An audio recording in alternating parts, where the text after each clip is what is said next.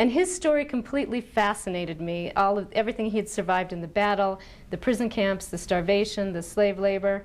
And this was an opportunity that I had missed in my life, to hear somebody tell me their war stories. As a history major, that was something that was very intriguing to me. But I couldn't help but notice his wife, who was sitting next to him, and she'd nudge him because these, she knew these stories inside and out. And like a lot of women from that generation, she'd taken on his stories as her own. So she'd say, don't forget to tell her this, don't forget to tell her that. She was the one who'd kept the scrapbooks. She was the one who was the secretary for the Wake Island organization.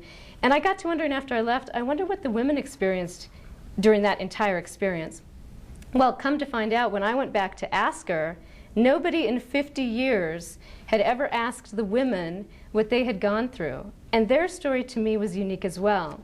The women in the Wake Island story, because they were married to men or their boyfriends were civilians, the Red Cross couldn't track these men through the entire war. So they didn't know if the men were alive or not for the whole war. And back then, this was a time when women were encouraged and pressured even to get married young and have children. So if this was your boyfriend or your fiance that was in Wake, did you wait for him? That was a big question for the women. Some of the wives even, decided to go on with their lives. The other thing that they didn't get was support, because since the men were civilians, there was no support from the military. And so these women had to go off on their own and earn their way.